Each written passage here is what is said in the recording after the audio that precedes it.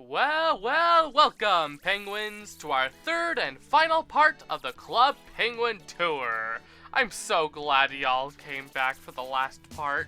On parts 1 and 2, we covered the west side of the island and a little more, ending off with me partway through the plaza.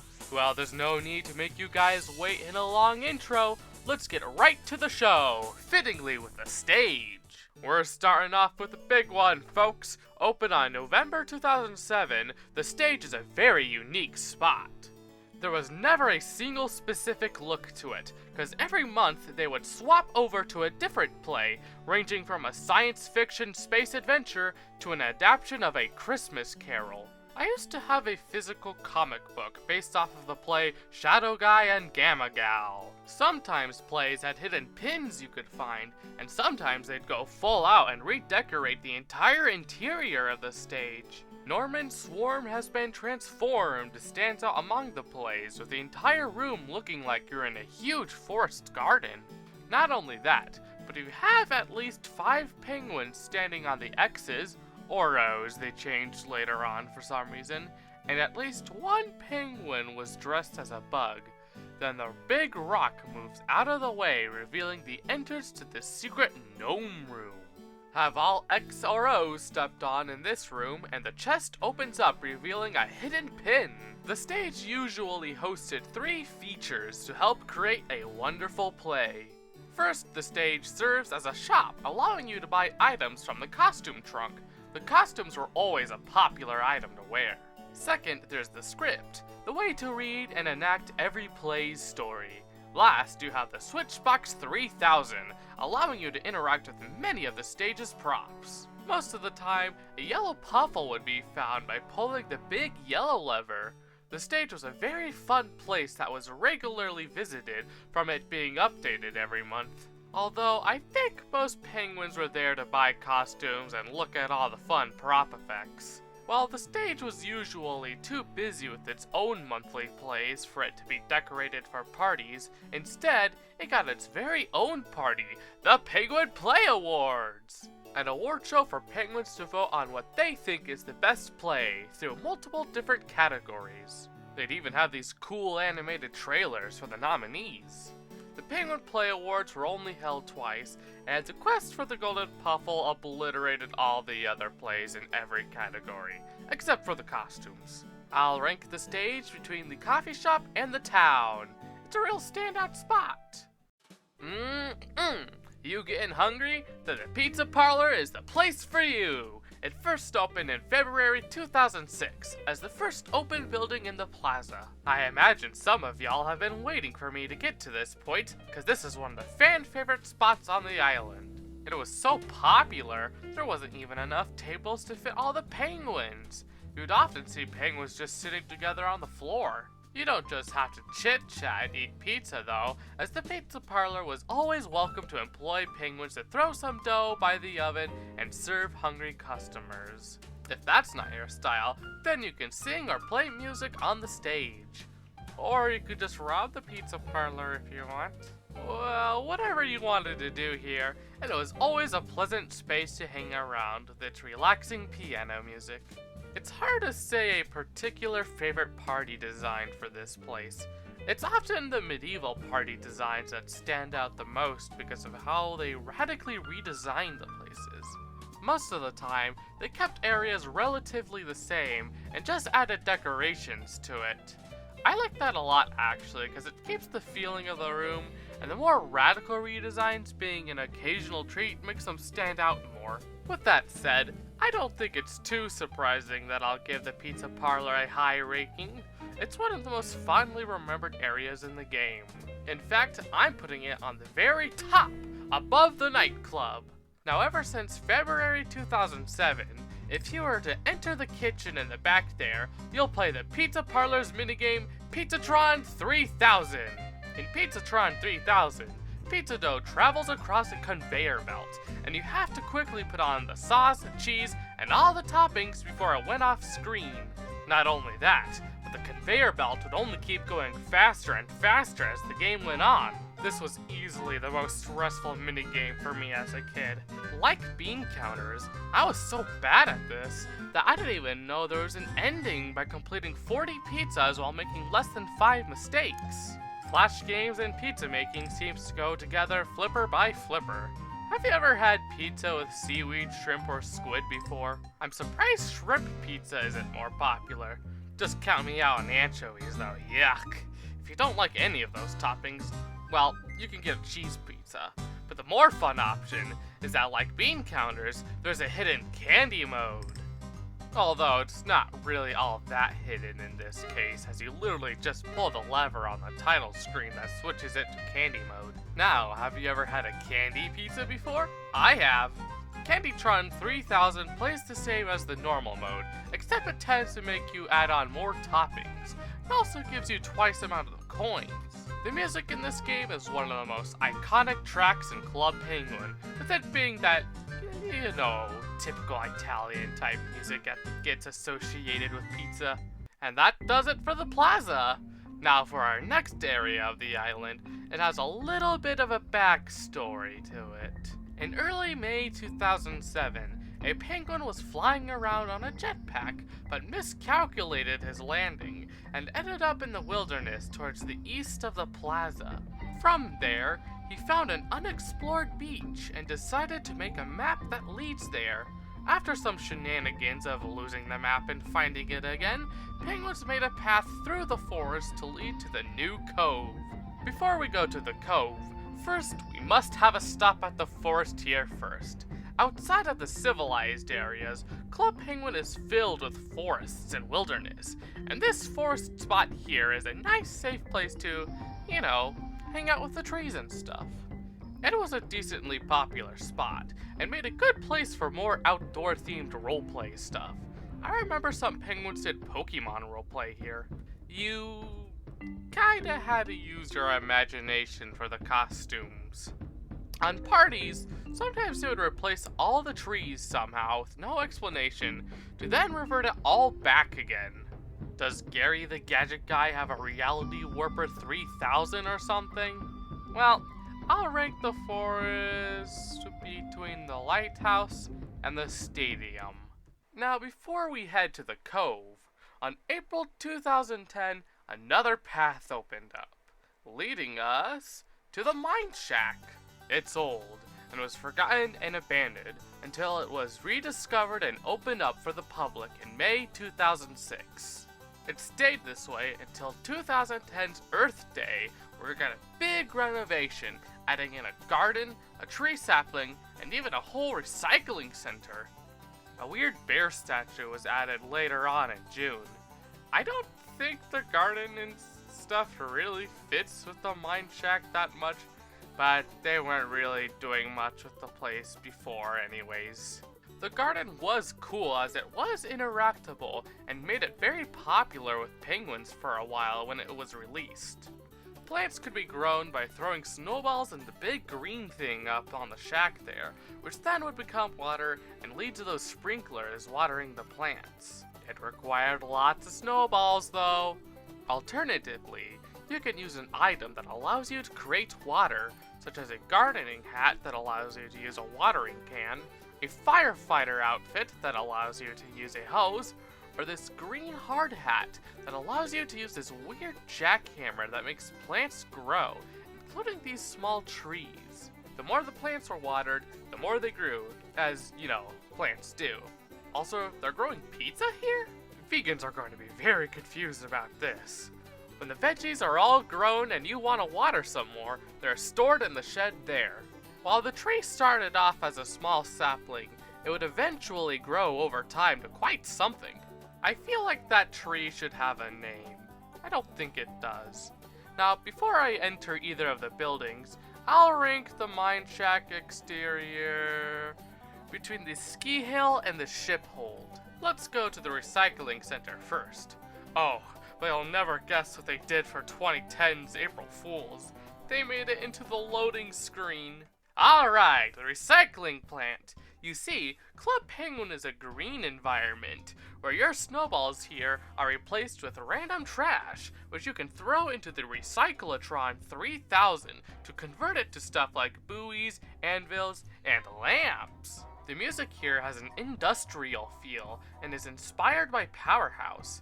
It's a cool mechanical area with computers and other technical stuff around, but after the initial hype of having a new building on Club Penguin, man, no one ever visited this place. I guess not a lot of penguins care about recycling that much.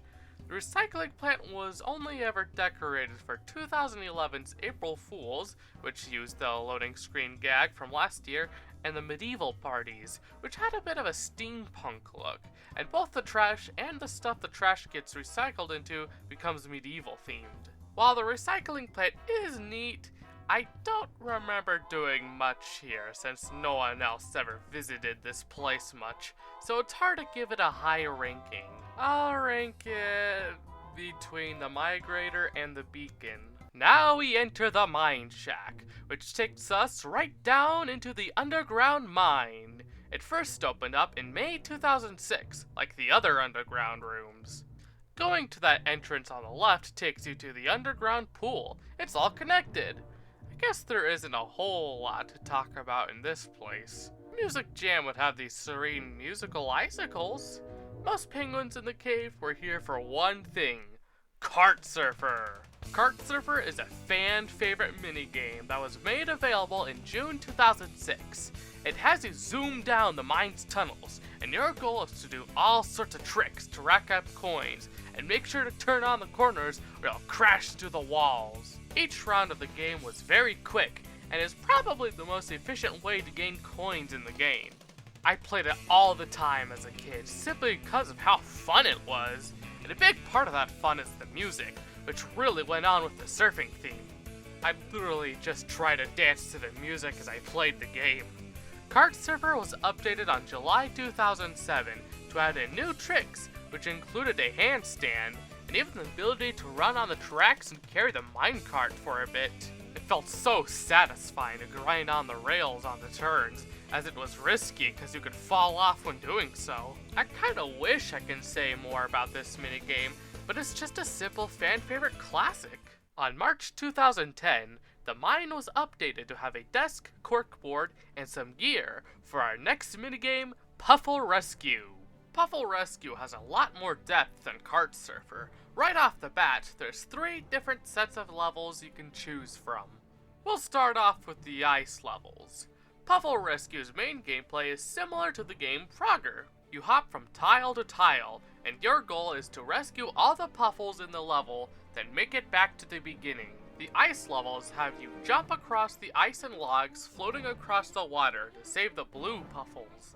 Watch out for the ice-eating sharks there, and try not to fall in the water. The music in these levels is super serious sounding. Like, wow, saving these Puffles is some super serious work we're doing here. For all the different level themes, they loop through 3 sets of levels, which got longer and more difficult as they looped. It's worth noting that Puffle Rescue is chock full of secrets. I was going to explain them all, but I would have been rambling about this minigame for way too long. They pretty much all have you complete a task to get a coin bag, some of them being pretty cryptic. Alright, now we have the cave levels to save the pink Puffles. These levels have quite the variety of gimmicks, as you'll need to be careful to not fall into the abyss below you. Yikes, that's a lot more dangerous than just falling into some water. These gimmicks include jumping on minecarts, hopping on boxes before they collapse, avoiding hot steam, dodging snowballs, and even being lifted by a bat.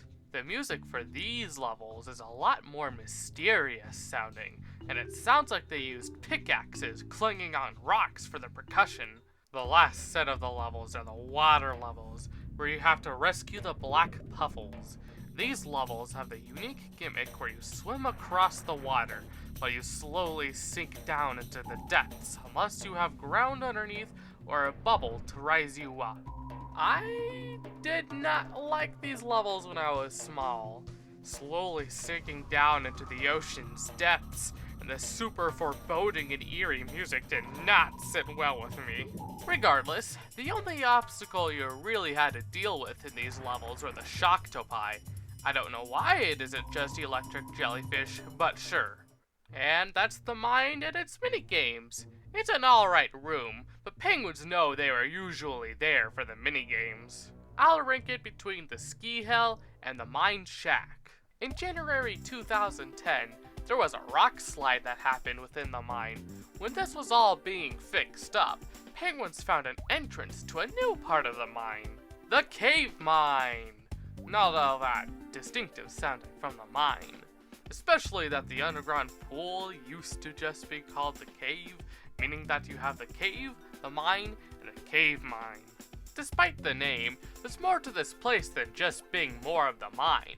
It's pretty dark here though.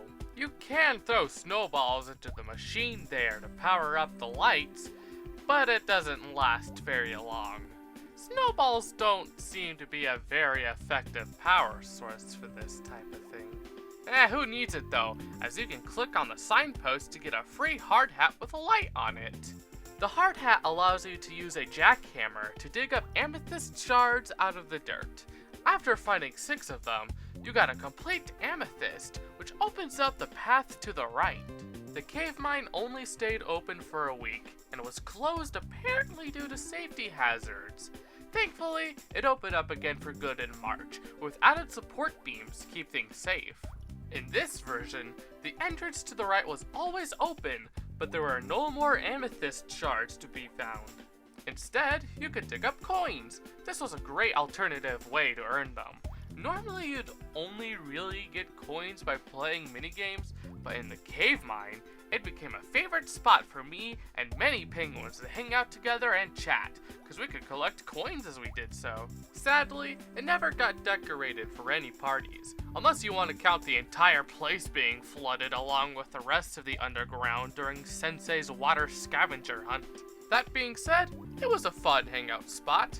I'll rank it between the lighthouse and the forest. Now, as we head to the right, we enter the Hidden Lake. Wow, what a serene place. And look at all that treasure. Hey, why are we digging out coins if there's coins to grab here? Are they a different form of currency? There seems to be some old wrecked junk here too, like this Aqua Grabber 3000. This place feels like a nice spot for alone time, as it wasn't visited very often. You can just sit there in the water and take in the atmosphere. This place did get decorated for parties a little bit. Notably, for the island adventure parties, it became the Mermaid Cove. On 2011, they sold crab costumes, which allowed you to play a memory game with the clams. I feel like it would make sense to rank this place between the dock and the underground pool. Okay, so that mysterious door in the lake there. It's locked, but as you can tell, there's a note. The note says, "To find the key to this door, seek the black puffles in Puffle Rescue, and follow the shadow. But watch out for..."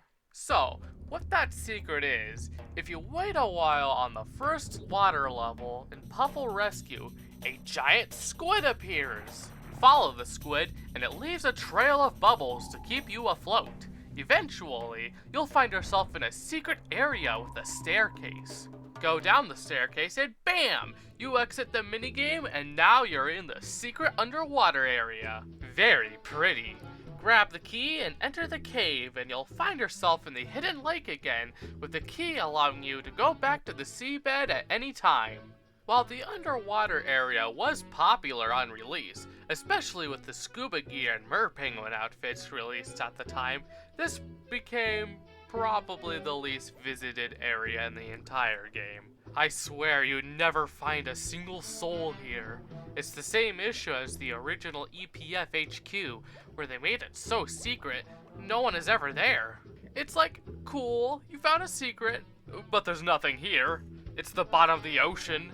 I'm ranking it between the underground pool and the attic. Alright, let's get out of the underground and go up that ladder there, which thankfully takes us back to the forest. Now, Let's finally go to the Cove, opened up in May 2007, the same time as the forest. Well, we finally made it to the other side of Club Penguin. All the way from the beach at the west side of the island to the Cove on the east side. It's been quite the journey, huh? But we're not done yet. Personally, I like the Cove a lot more than the beach. You got lifeguards protecting you, a cozy campfire to tell stories at, and you can actually go in the water. Now this is an oceanside hangout spot, and penguins hanging out was a common sight.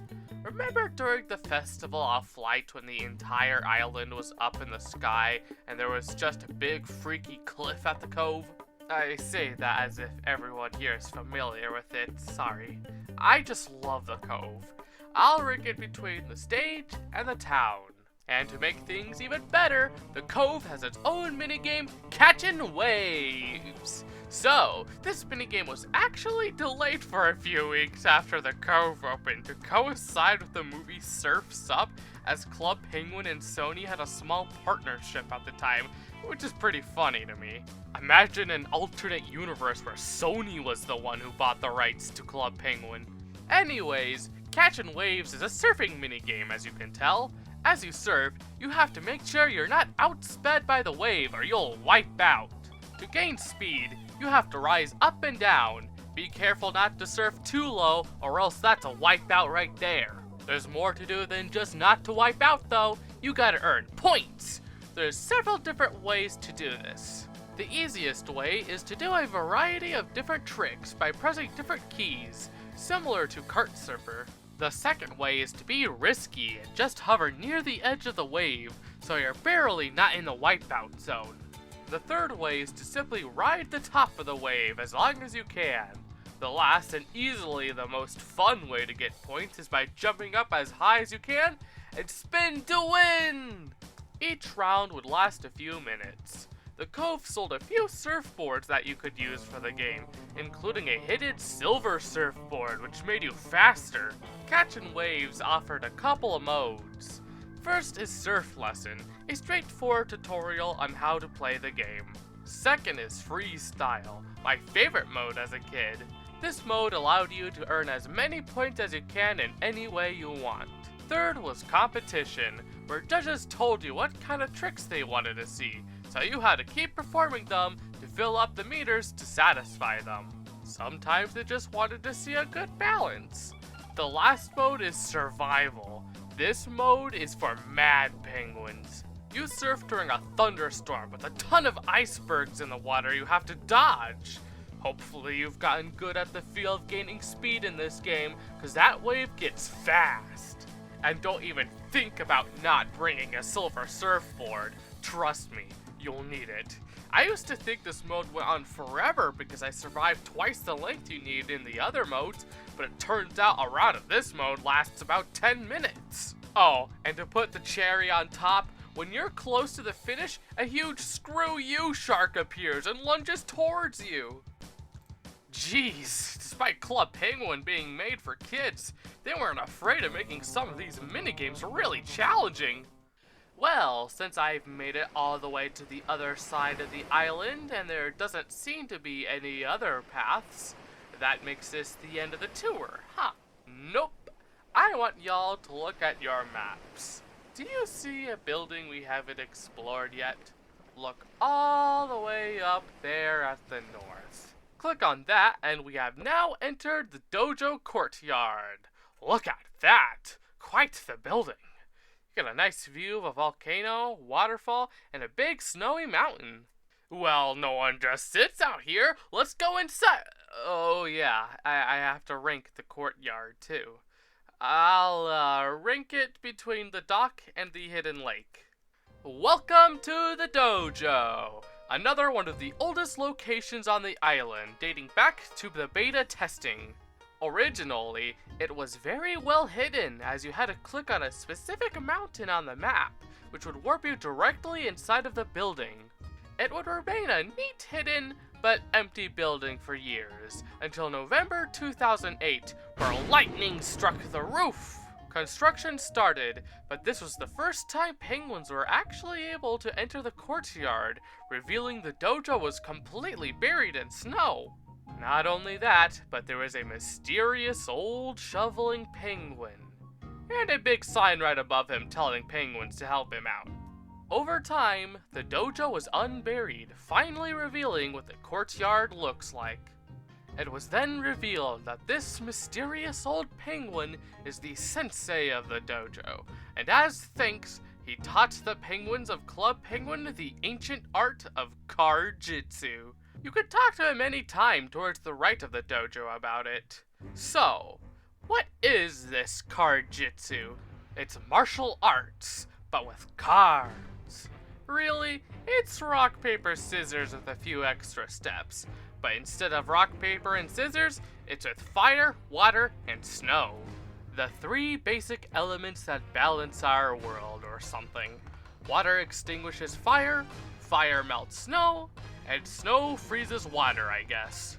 All accompanied with some serious music for a serious battle. Now, what are these extra steps, you may ask? Well, first of all, every card has a number. If penguins choose two of the same element, then the card with the higher number wins. If they're both the same number, then it's a draw.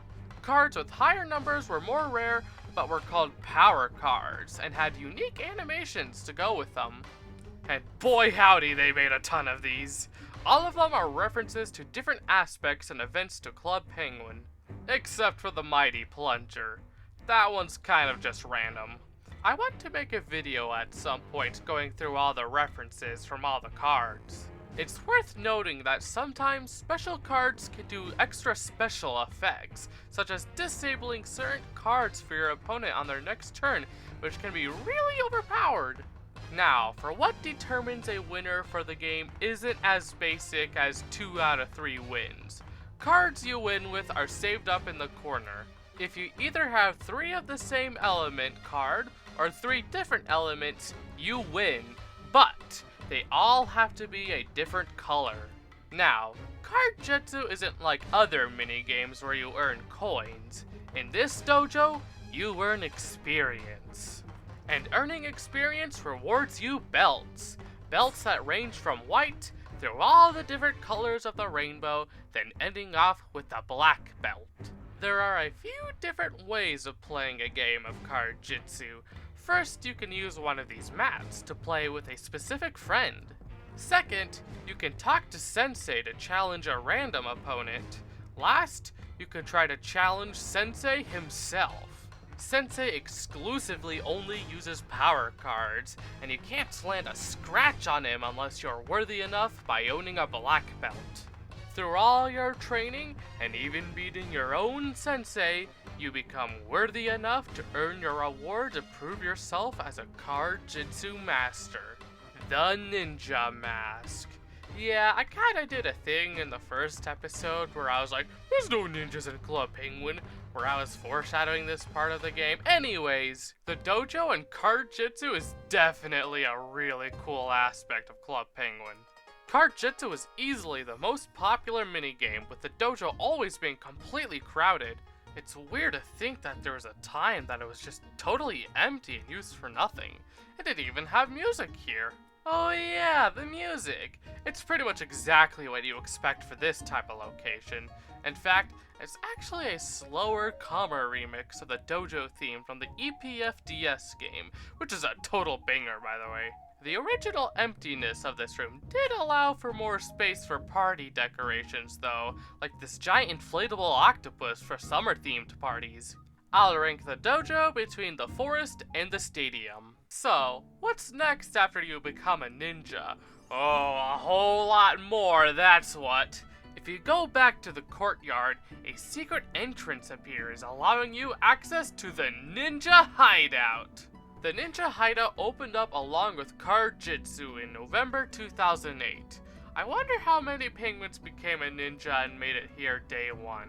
If you became a ninja early enough, you'd even see the return of the giant inflatable octopus for 2008's Christmas. Sadly, this would be its last appearance too. They never even decorated for Christmas here again after that.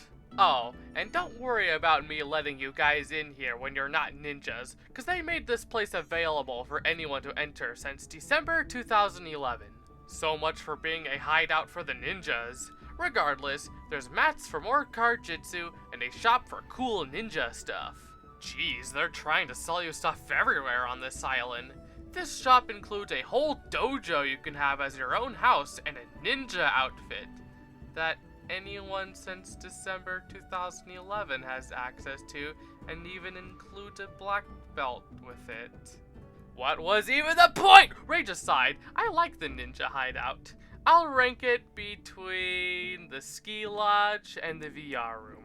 Not a lot of penguins would spend a lot of time here though, as it's essentially another transitional room.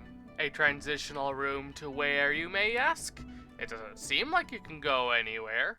Well, in September 2009, the entire sky of Club Penguin turned orange, and Sensei's fire scavenger hunt started, where penguins had to search for fire-related items hidden across the entire island. As this happened, construction began around 2 large holes. The fire scavenger hunt came and went, and while an emblem filled out one, the other was still work in progress. Yeah, there was kind of a delay on plans due to a bug, but after 2 months of waiting, it was finished. If you have the gold amulet, which you can buy from the shop, you could click on the tablet and a stairway tunnel appeared. Going into the tunnel takes you across a bridge to take you to the Fire Dojo, which takes place on top of a volcano. Youch, better hope you're wearing shoes, cause that's hot! The Fire Dojo's music sounds more serious compared to the originals, like this is the next step up. Overall though, it's similar to the original dojo, with the mat, and hey, Sensei's somehow here too. Of course, they didn't make all this just to play more vanilla card jitsu. This dojo was made for card jitsu fire. Stakes are much higher here as you hop across stones within the volcano. Now that's really hot! Unlike the original card jitsu, in Fire, up to 4 penguins can play together, and each penguin starts with 10 points. The game starts off with a bunch of stones in the middle spinning, and you have to choose one to reveal a number on the other side. This is just a fancy way to roll a die, really. And like dice, you have to move as many spaces as the number you get, but with the choice of either going left or right. Most of the spaces have an element on it. When you land on an element, you can only use that specific card element, and you choose the one with the biggest number you have. Whoever doesn't have the highest number loses a point. And if you don't have a card of that element, you have to choose one of your others to discard. Yeah, there's not really much strategy to this game when it's just choose biggest number. The original card jitsu was just rock, paper, scissors, but at least you get a specific winning condition.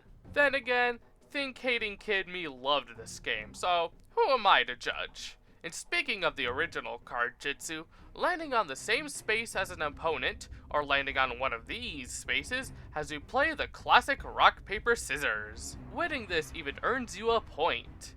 This does add a little bit of strategy if you don't feel confident with your numbers on the elemental choice it gave you, so you might want to try classic card jitsu instead.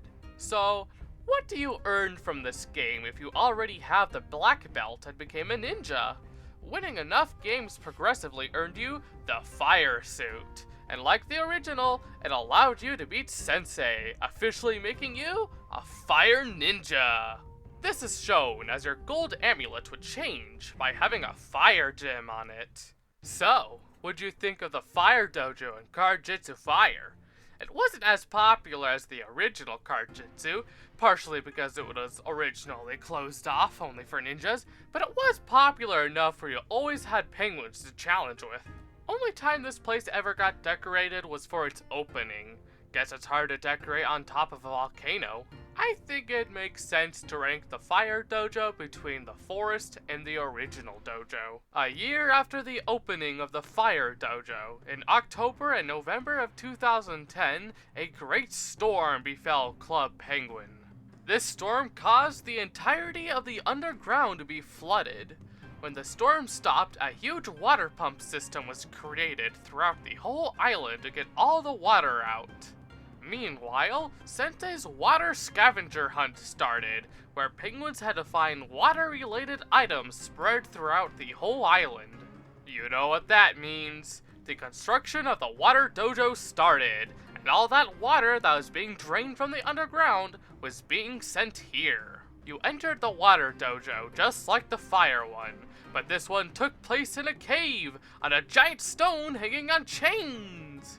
Water may be more tranquil than fire, but the water dojo still feels dangerous as reflected by its music too. I feel like penguins prefer the water dojo, which water tends to be a lot more appealing to penguins than hot boiling lava. I think they just like the color blue a lot too. When the construction on the water dojo finished, they prettied it up to celebrate the new game, Card-Jitsu Water. Okay, so I never actually played Card-Jitsu Water before. I didn't have a computer that could actually run the game. And I'm not alone though. Water's easily the most intensive minigame for computers, and trust me, there were a lot of kids in 2010 using their parents' potato PCs. So, what was this elusive Card-Jitsu me and other unfortunate penguins missed out back in the day? Well, it's all about thinking fast and making speedy movements. Your goal is a race up a river, hopping across from stone to stone. Whoever reaches the end and hits the gong first wins. Whoever loses shall be flushed down the waterfall. It can't be as easy as just stumping? It can't be as easy as just jumping from stone to stone, though. Each one has an element that needs to be taken care of. Your cards are constantly flowing across the bottom of the screen. Quickly choose a card that can take care of an element ahead. The elements essentially have invisible HP that require a certain total amount of points from the card's numbers. Power cards can take out multiple elements at a time. Just like Card-Jitsu Fire, you earn a suit, this one being water-themed, and you fight Sensei at the end to claim yourself an official water ninja. Well, I have to admit, I can't say the water dojo was entirely good memories for me. You know, it kinda stinks when they hype up a whole new game when I can't even play the game. Penguins who have played the game tend to say it's their favorite though. I'll rank the water dojo between the original dojo and the stadium. It feels kinda unfair to rank it any lower. Also, it'd bother me if the dojos weren't all ranked together since they're so similar to each other. I may have ranked it lower if the water dojo didn't have its cool setting. And that does it for everything with the dojos. At least from the era I'm talking about. The ninja stuff feels like a counterpart to the secret agent stuff to me, and yet both feel very distinct from each other. What do you guys prefer?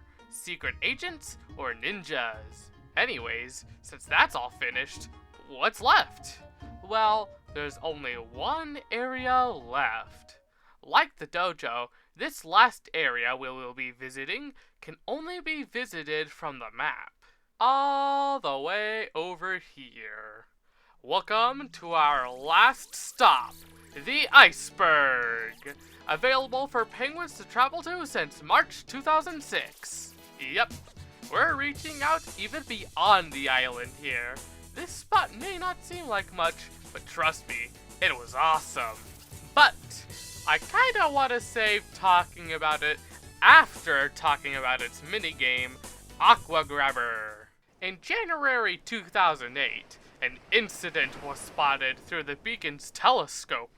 The migrator was heading its merry way to the island as usual, but then it hit a huge iceberg, quickly smashing a huge hole into the ship, causing it to sink into the bottom of the ocean.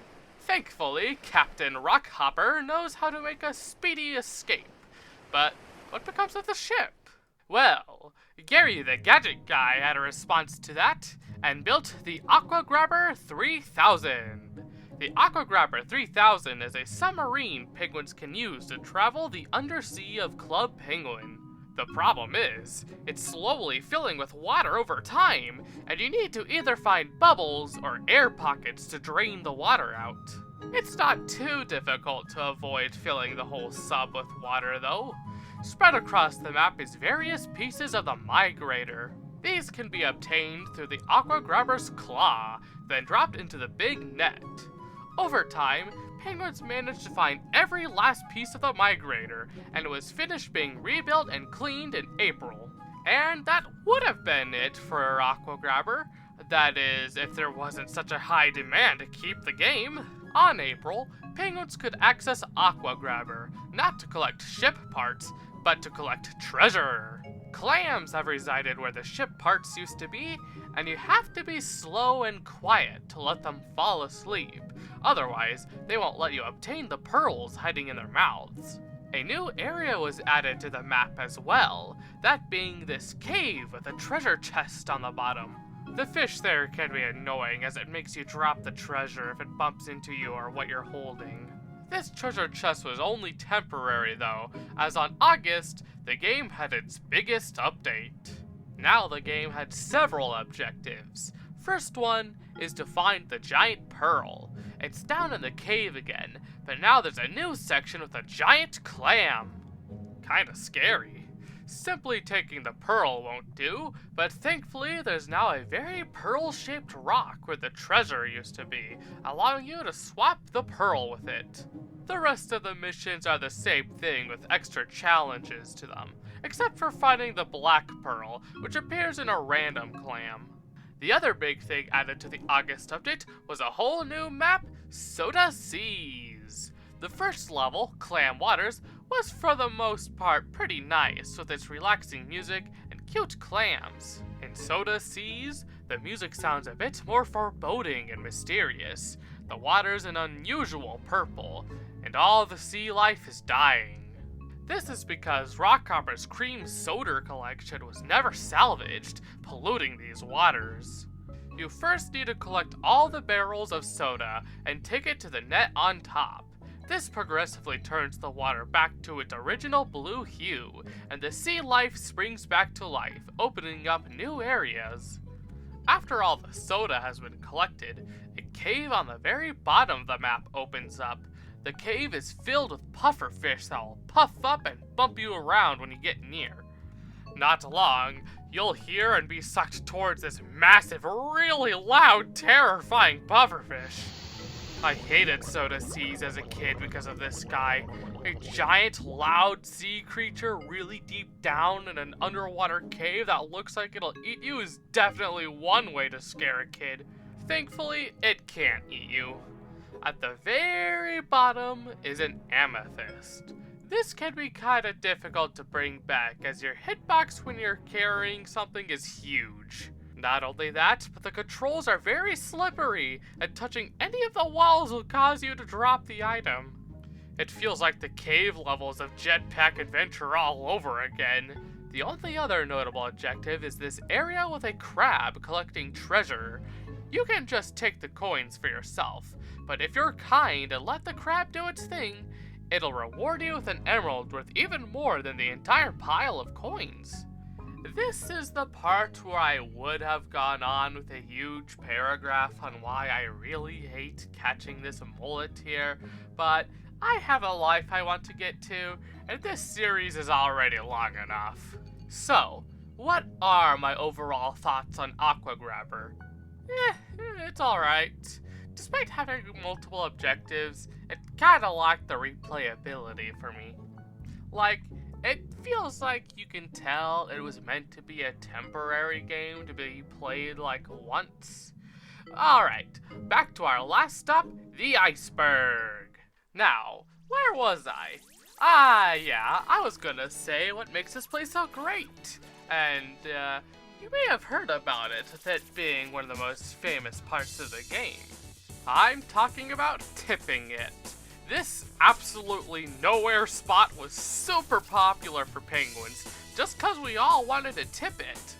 I mean, Why else would this iceberg be here? There's gotta be a secret. All you gotta do is have an absolute ton of penguins dancing on one edge of the iceberg.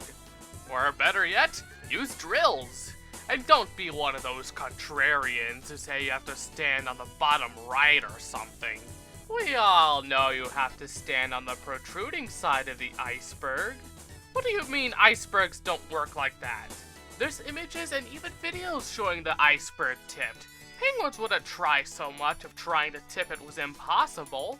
You see, it's hard to put it in words, but I feel like of every area in Club Penguin, the iceberg is the epitome of both this era and being a kid. Despite tipping the iceberg being widely doubted as being real, we tried anyways. We were curious. Maybe those images were real. Maybe we were naive, but it's that child wonder that made it special. And heck, even if you doubted it could tip, these gatherings were like a big party. It was fun. For that reason, I'm ranking the iceberg on the very top. This dumb, random, empty area became one of the most popular spots. Tipping the iceberg was such a famous part of the game, it's one of the things that even people not very familiar with Club Penguin know about. And it was all just a rumor. Hi, Unscripted Me here. I just first want to say I very much appreciate any of y'all who have made it to the end of this tour, especially those who has watched all of the tour. Although I realize this isn't really the most professional or great YouTube series or anything. I especially think part 1 is kind of because the audio quality is a little stinky. Anyways, I shouldn't ramble on too long, because the reason why this whole specific last bit here is me to clarify that while this is the end of the main tour, this is not quite the end of the Club Penguin series yet, because after this there will be my overall rankings where I go through all the rankings of the room, while unscripted like this. So that's gonna be kind of wacky. Other than that, I hope y'all have like a Poggers day or something. Bye-bye for now.